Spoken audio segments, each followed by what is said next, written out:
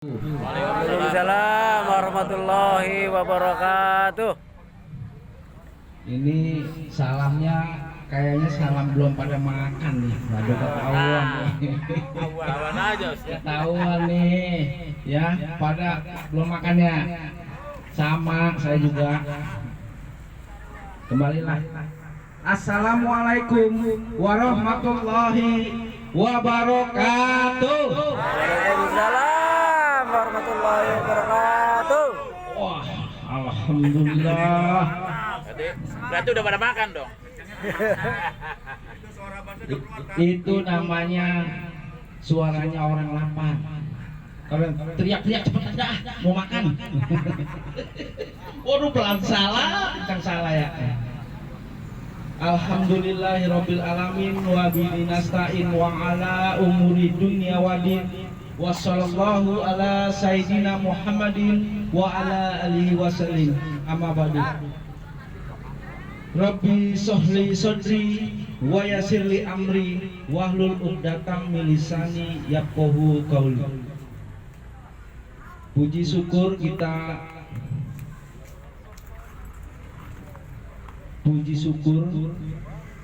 kembali kita hadiratkan kepada Allah Subhanahu wa taala yang telah memberikan nikmat sehat, nikmat iman, sehingga kita bisa berkumpul di sini dalam rangka memperingati Isra Mi'raj. Tak lupa juga salawat dan salam kita curahkan kepada junjungan kita Nabi besar Muhammad Sallallahu Alaihi Wasallam. Yang saya hormati Ketua Korcam Cilincing yang diwakili oleh Bapak Jamaluddin. Yang saya hormati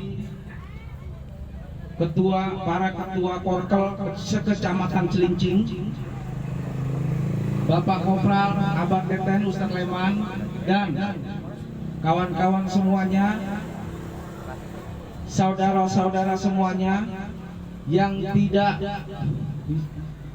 bisa sebutan namanya satu persatu, namun insya Allah tidak mengurangi rasa hormat saya kepada saudara-saudara semua.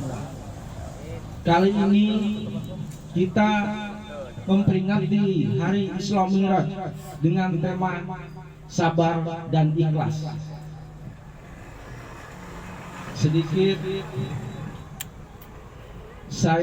sebelum saya membuka tentang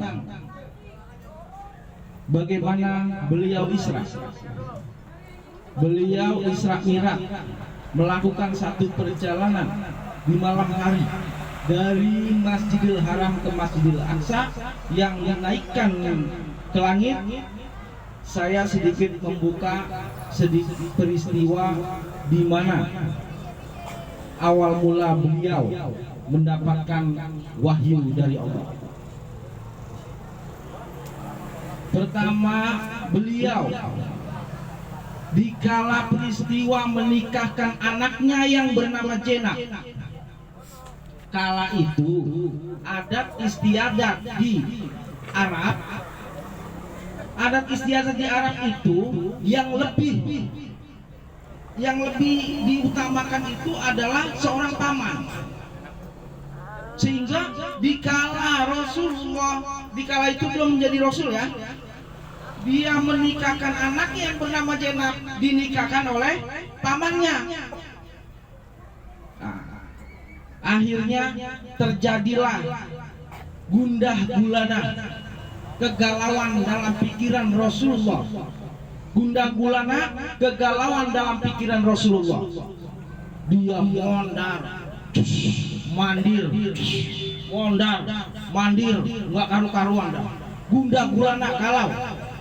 Dia menjerit, ya Allah, saya yakin bukan seperti ini sunnah Ibrahim, karena Rasulullah ini adalah keturunan dari Ismail, Nabi Ismail. Nabi Ismail bapaknya siapa? Nabi Ibrahim. Kala itu Nabi Ismail membawa alternatif daripada sunnah Ibrahim. Nah, lalu jatuh kepada Nabi Ismail, terus keturunannya kepada Muhammad. Rasulullah, Nabi Muhammad membawa alternatif daripada sunnah Ibrahim. Dia menjerit, "Ya Allah, tunjukkan padaku yang benar seperti apa sunnah Ibrahim ya Allah. Seperti apa ya Allah? Saya yakin bukan seperti ini sunnah Ibrahim." Lalu siapa yang memahami apa yang ada di dalam pikiran dan benak Rasulullah? Siapa yang memahami kegalauan beliau? Siapa? Siapa? Kalau bukan istrinya yang soleha. Siapa namanya? Siapa? Ada yang tahu nggak? Istrinya Rasulullah yang pertama siapa namanya? Khadijah. Siapa? Masa Rasul sendiri nggak tahu nih nama Siti Khadijah. Jangan-jangan bekas mantannya nih namanya Khadijah nih. Kagak ada yang nyebutin. Nah, ya. Lalu Umi, ibunda Siti Khadijah, dia berkata kepada suaminya, "Wahai suamiku, aku tahu apa yang ada di benakmu, apa yang ada di dalam pikiranmu. Lanjutkan cita-citamu, hartaku mendukungmu." Coba ada nggak gini kayak begitu? Ada janda. Hartaku mendukungmu. Ini kalau kata bahasa ini boleh kita izin mana? Sama istri. Kalau mau kawin lagi boleh nggak? Boleh. Ada. Tapi harus izin dulu sama. Harus izin dulu sama Yang tua. istrinya yang pertama. Kata istrinya yang pertama boleh, silakan. Kan gitu. Tapi satu syaratnya. Apa? Satu apa dua? Apa tiga? Tiga. Satu, harus berlaku adil. Ya, bisa nggak?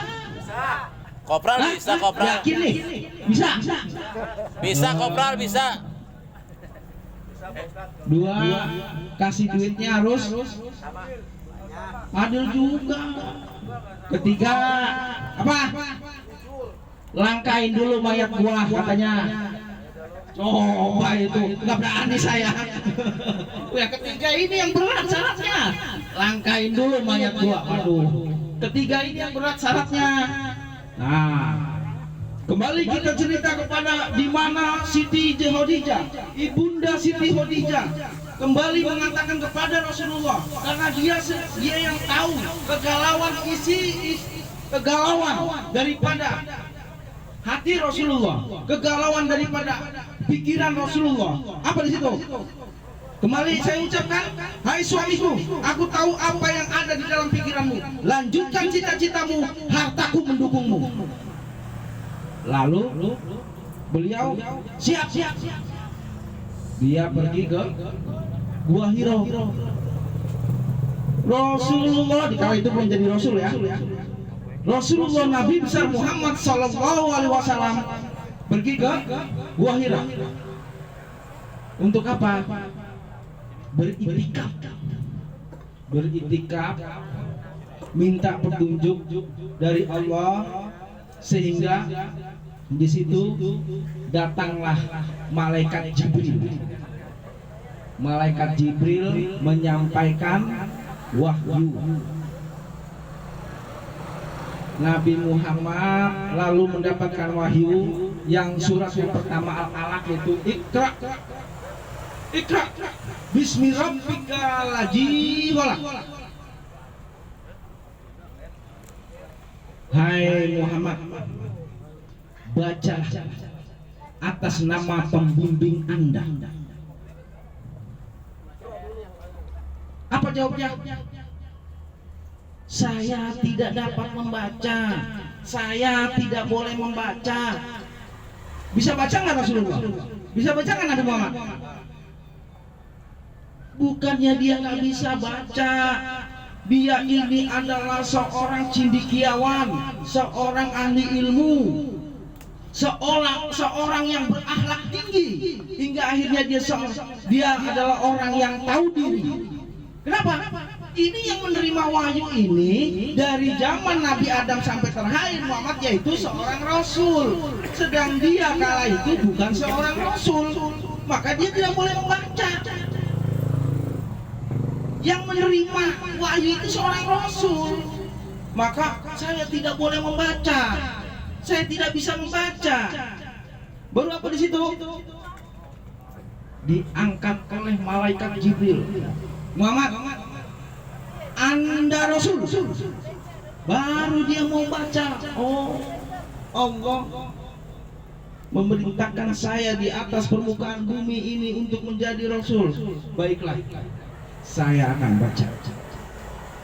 3 tahun. 3 tahun. Berapa? 3 tahun. Itu Iqra digunyang-gunyang sampai apa titik komanya. Tapi dia kebingungan. Apa maksudnya Iqra ini ya? Apa sih maksudnya Iqra ini? Dikala di dalam kebingungannya, dikala di dalam kegalauannya, maka turunlah wahyu kembali, yaitu surat Al-Fatihah. Maka dikatakan bahwa surat Al-Fatihah ini adalah umul kitab, induknya kitab. Kenapa? 6.666 ayat 114 surat merujuknya semua kepada surat Al-Fatihah. Maka dikatakan dia adalah induknya kitab. Setelah diturunkan surat Al-Fatihah, dihafal oleh Rasulullah, dipahami dengan benar.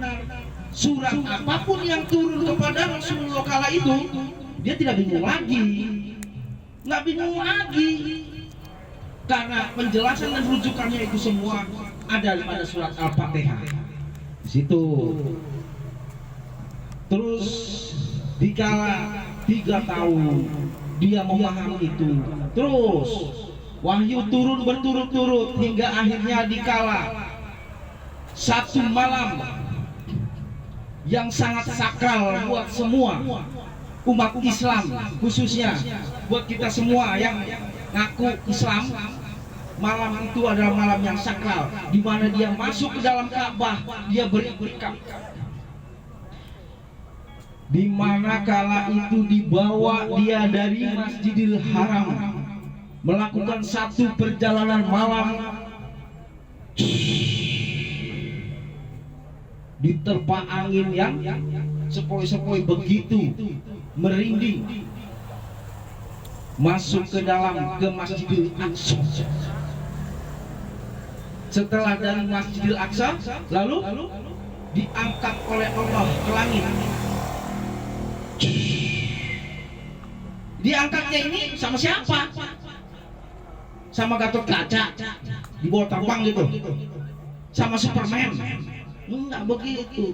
Bahkan Rasul yang namanya Rasul itu adalah Superman, manusia super. Begitu diangkat ke atas, saya sedikit menceritakan kisah singkatnya saja ya, karena saya lihat kayaknya ini sudah lapar nih badannya kayaknya. Coba sih saya mau tahu semangatnya nih ya. Bandekan Banten. Jaya. Mana dong? Pendekan Banten. Jaya. Bandekan Banten. Jaya. Alhamdulillah, mantap. Jadi dikala itu dia bertemu dengan Nabi Adam, di mana umatnya Nabi Adam yang diminiatur kala itu diperlihatkan. Seperti itulah sunnah Adam. Kata Rasul, kata Allah, seperti itulah sunnah Adam. Sama seperti apa yang kamu jalankan. Di situ dikatakan di situ adalah tidak aku beda-bedakan di antara rasul-rasulku. Sama. Tuh. Nabi Adam tantangannya luar biasa. Sampai ke Nabi Isa. Hingga akhirnya dia mendapatkan perintah. Singkat cerita, di dalam dikala dia kembali diturunkan ke bumi, dia memohon kepada Allah bahwa yang namanya Islam itu harus punya tujuan. Apa tujuannya itu? Ialah menjadi mukmin. Itulah yang namanya Islam. Nah, kalau Islam belum tentu mukmin ya. Islam belum tentu mukmin. Ada juga Islamnya itu, coba lihat KTP-nya Islam, tapi laku perbuatannya tidak sesuai dengan Islam, kan begitu. Nah, iya kan? Ada tuh salam apa salam? Salam ya Islam, kan gitu. Salam tetangga saya. Kenapa? Kalau Islam belum tentu mukmin. Tapi kalau mukmin itu pasti Islam.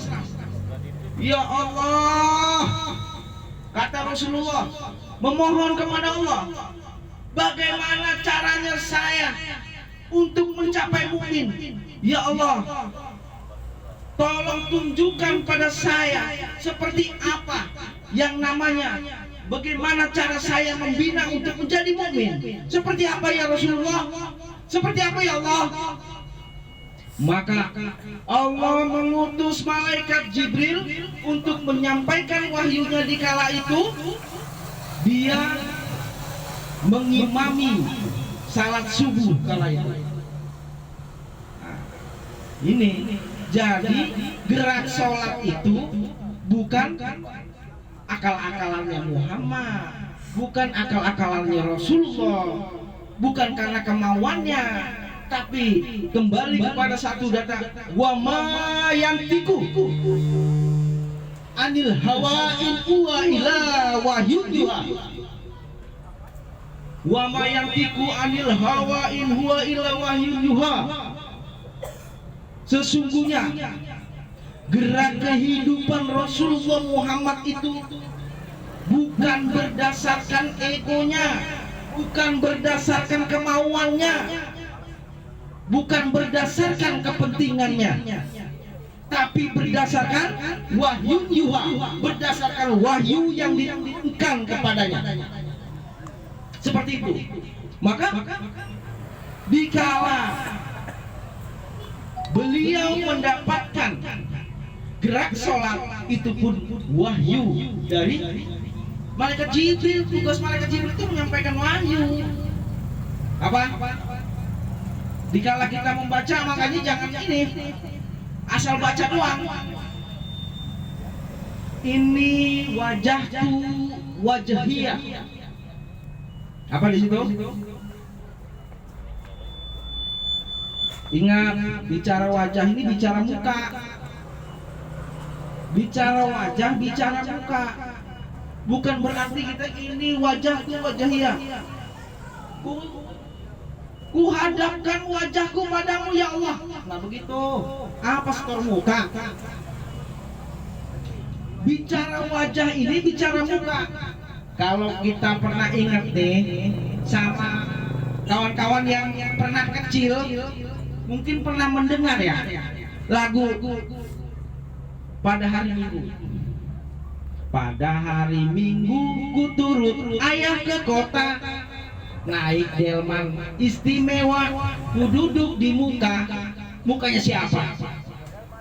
Ku duduk di muka. Apa ku duduk di mukanya tukang delman? Ini.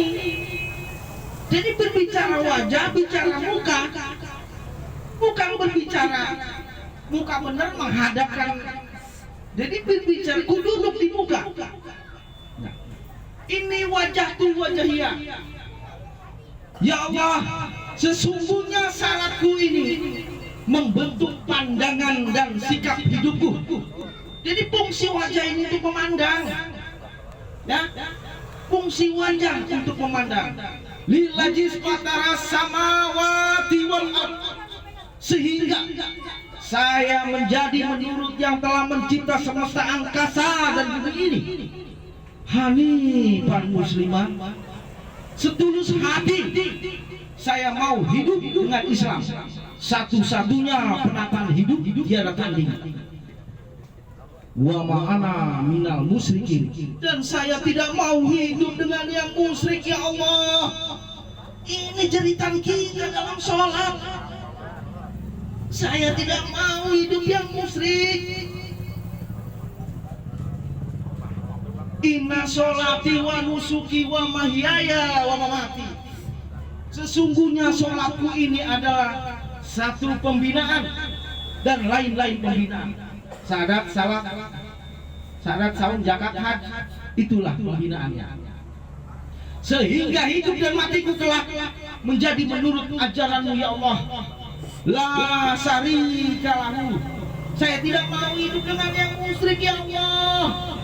Kembali 2 kali kita mengatakan seperti itu. Wa bidzalika umirtu. Dengan yang demikian saya merasa diperintah.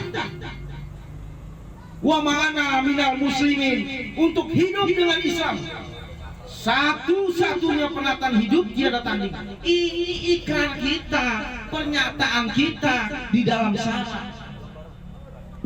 Sholat itu luar biasa loh. Coba deh, tidak ada panggilan sholat itu yang tidak mengena kepada diri kita kalau kita ngeh dan memahaminya. Coba nih, dikala kita lagi puyeng, bukan ngamuk-ngamuk, lagi pusing, lagi rungsing, pulang ke rumah, istri berantakan, punya kucel, bau pesing, bau ompol, muara-muara kita ngedumel. Coba itu lah, mendingan gua pulang ke bini muda aja lah.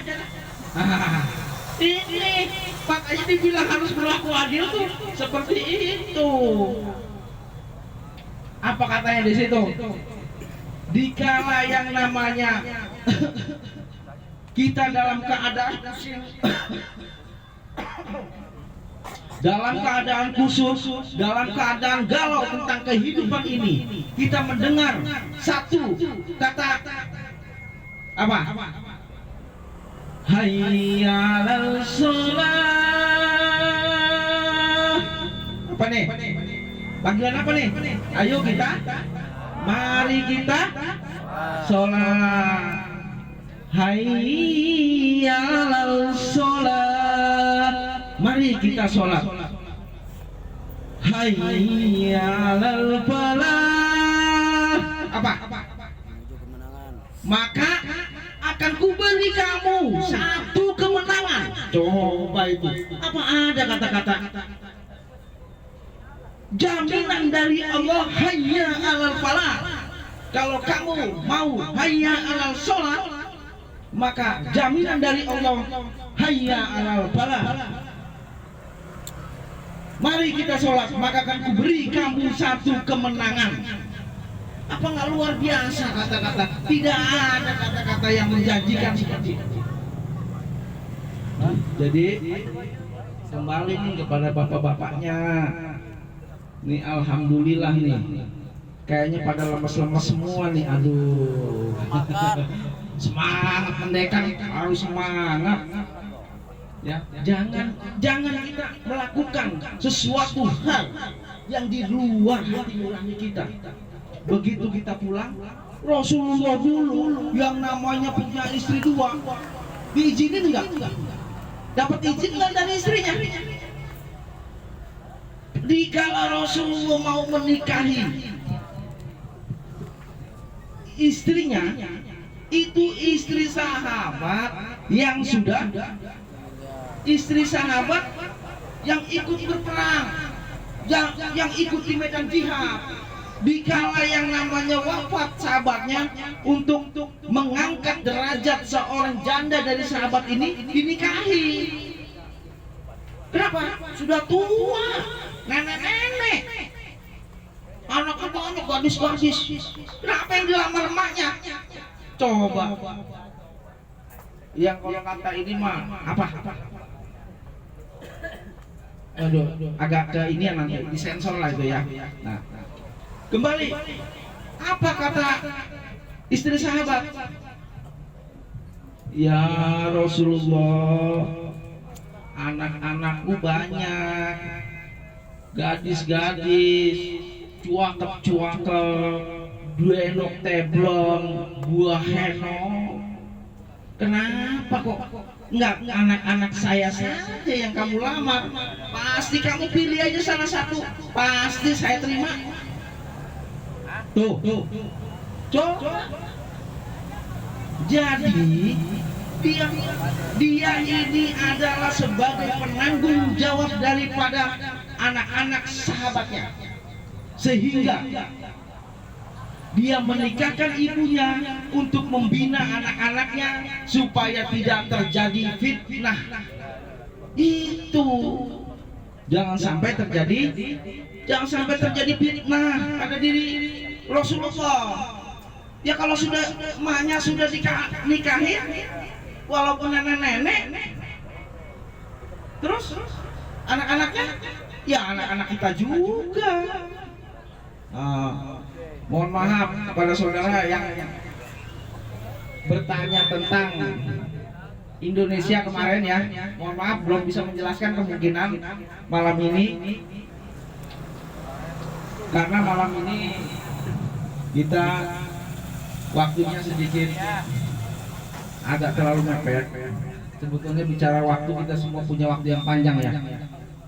Kita sendiri kadang-kadang jangan sampai kita ini kubur nikmat. Itu yang berat, kubur nikmat. Kenapa? Kita habis dikasih rezeki 30.000, pulang ke rumah, set dah.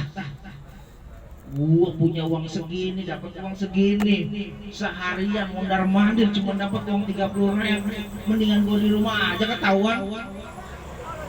Itu namanya kubur nikmat, Pak. Nggak boleh.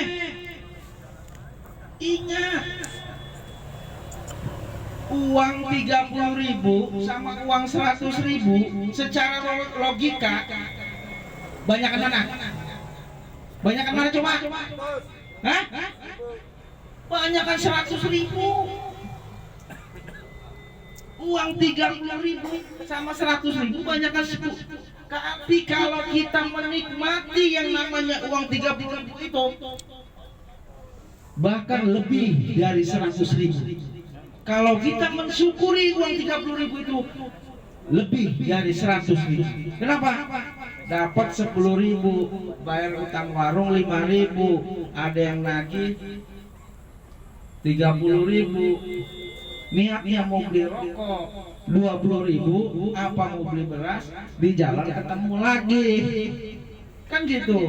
Di jalan mau beli beras atau beli rokok, injek anjing, injek kucing, jangan kucing, dia kaget, wah kaget, uangnya hilang.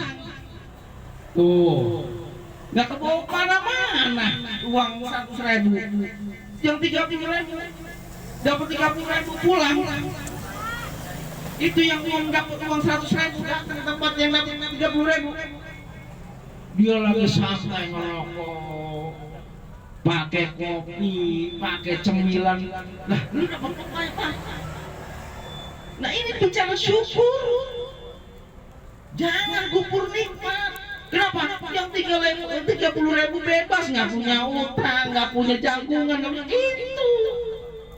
Maka coba ini kepada diri kita sendiri.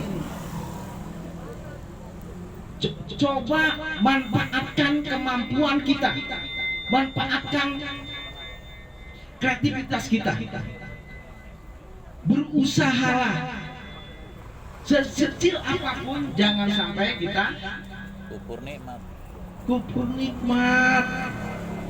Ya, kubur nikmat itu luar biasa. Kita badan kita, jasad kita itu diciptakan oleh Allah. Sudah tolah ya atau na atau ini, sudah tunduk patuh. Menurut ajaran sudah tunduk patuh. Lihat nih, alis Alis di kepala adanya, cuma dia di depan, jadi muka. Dekat sama rambut ya sama-sama kayak rambut ya? Sama. Oh, kalau belum berubahnya udah hitamnya sama, ini sama kayak rambut, nggak ada bedanya. Tapi kenapa alis nggak numbuhnya kayak rambut? Coba. Kalau alis numbuhnya kayak rambut itu gimana? Kalau melihat orang begini, kalau jalan begini ya, oh disiap dulu. Ini dia sudah atoina atoin alam. Nih tubuh kita ini adalah alam yang diminiatur. Sudah kolah iya atoina atoin. Sudah tunduk patuh menurut ajaran Allah. Ini gigi dari kecil sampai tua nunggunya segini-gini aja. Dari kecil nunggu gigi nggak? Dari nggak ada gigi nunggu gigi. Begitu nunggu gigi sampai begitu tua segini aja.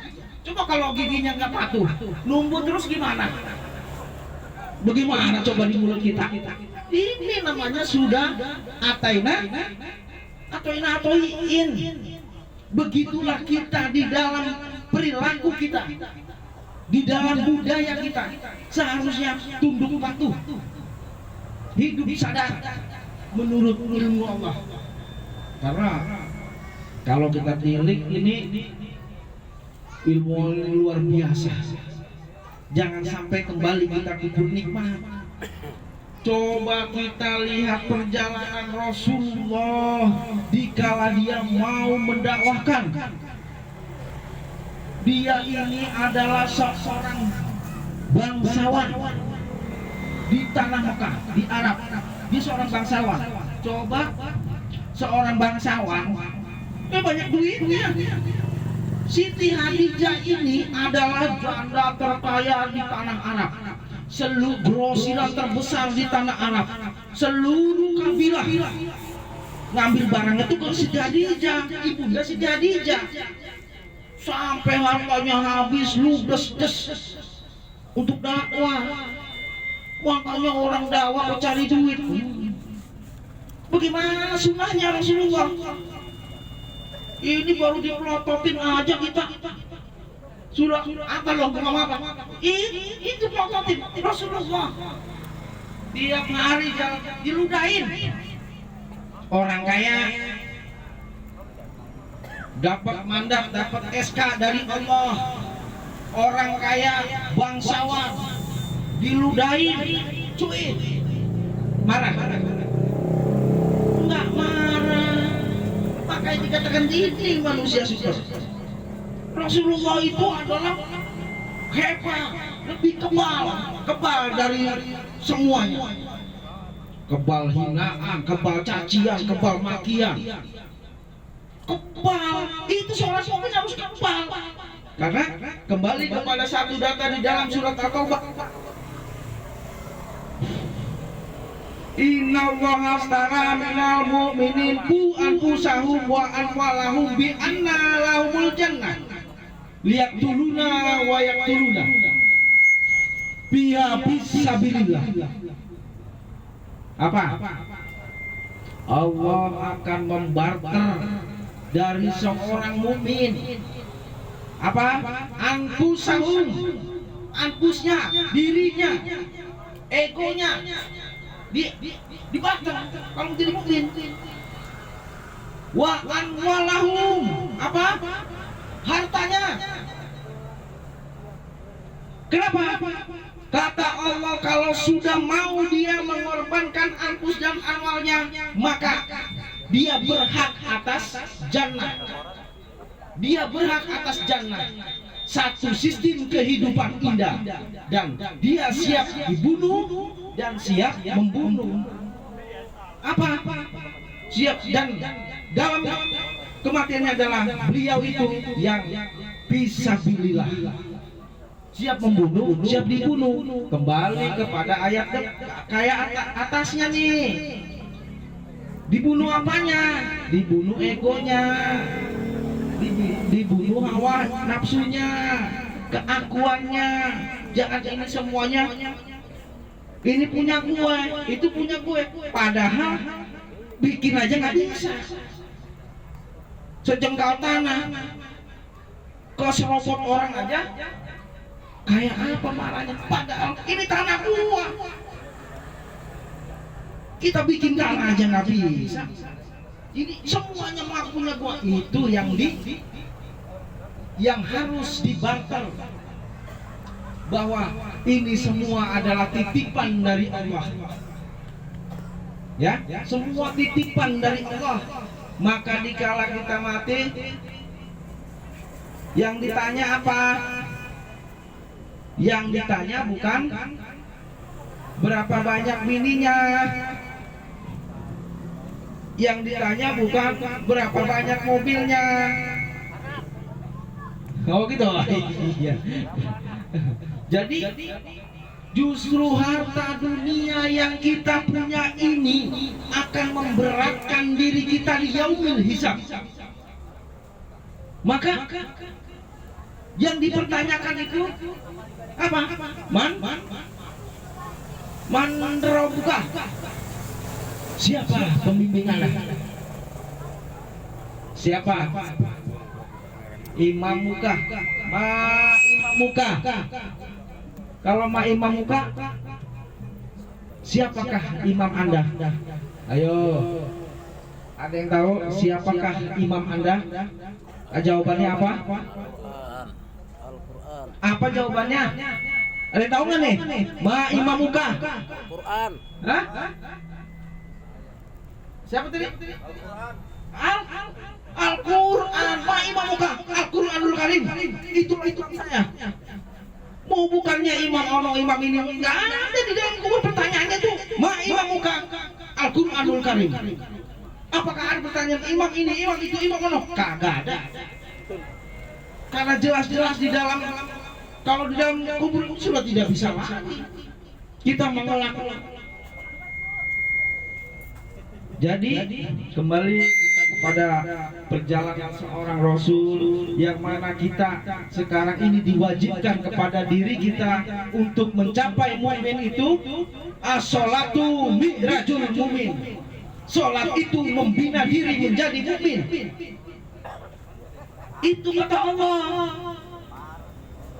As-sholatu mi'rajul mu'min. Sholat itu membina diri kita menjadi mukmin. Jadi kalau kita ambil kembali kepada tadi yang namanya apa, diri kita nih, tubuh kita, jasad kita sudah atoin, sudah tunduk patuh menurut ajaran Allah. Yang kemarin pernah saya sampaikan waktu saya tausiah di Korcam, ya apa bukan di Korcam, di sini ya Pak Ketua, masih ingat nggak? Ketua Denny masih ingat nggak waktu saya sampaikan di sini? 5 jari. Apa nih? Subuh. Jempol. Lambangnya apa? Ibu. Hah? Raja. Raja. Apa? Raja. Pemimpin, raja, pejabat, presiden. Walau udah dijempolin nama pemimpin, cakep. Nih jempol nih, jangan main-main. Emang pendek dia tapi gede. Telunjuk. Orang kaya. Apa telunjuk? Orang kaya. Hah? Orang kaya. Orang kaya. Orang kaya udah nunjuk. Kelar. Beres. Pak Haji, Pak, ini ada pembangunan musola, itu ada janda kesepian, maaf, janda yang ditinggal, tolong dibantu. Itu material, ambil, anggut. Kalau kayak udah nunjuk kelar, kita nunjuk udah pasir, kagak model kita nunjuk. Paling kita nyamperin janda, nunjuk dulu janda, ada maunya. Gitu. Jari tengah, apa nih jari tengah?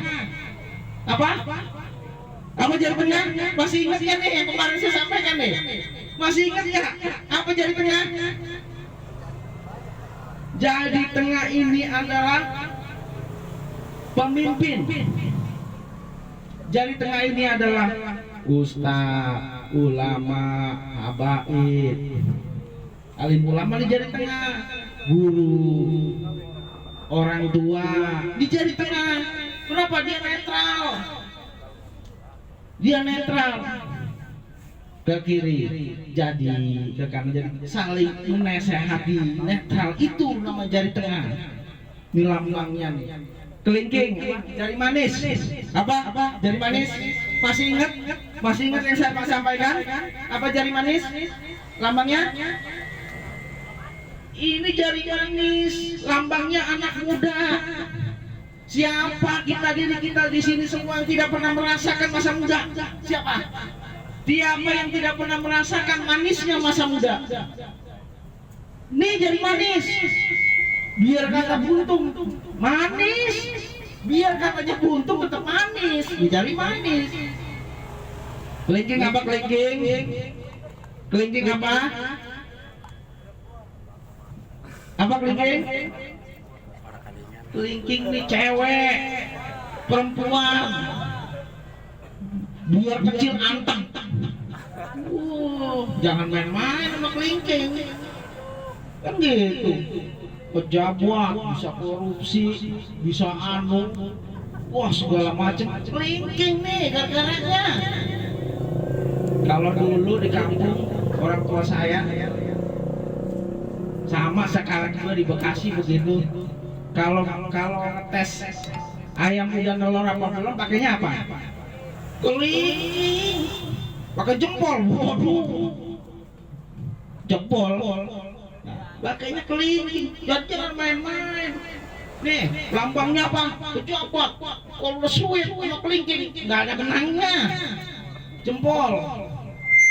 Kayak begitu nih. Cewek nih, perempuan, ibu-ibu, jangan macam-macam biar kecil anteng. Ya. Baiklah, saya lihat nih kayaknya udah pada lemes. Kayaknya udah pada lapar. Saya juga teriak-teriaknya juga ya, jadi kayak orang kesel, orang lapar juga. Ya udah, alhamdulillah pada malam hari ini saya tutup ya dengan baca Alhamdulillahirabbil alamin. Assalamualaikum warahmatullahi wabarakatuh. Waalaikumsalam warahmatullahi wabarakatuh. Ketahuan nih orang lapar nih, kelihatan nih ininya nih. Ibu-ibu udah siap Bu ya? Udah siap Bu? Makanannya udah siap Bu? Iya, terima kasih ibu-ibu coba. Di sini kok mudah-mudahan ganjarannya luar biasa. Kenapa? Saya lihat, saya kontak tadi siang kemarin. Waduh, udah pada lemes.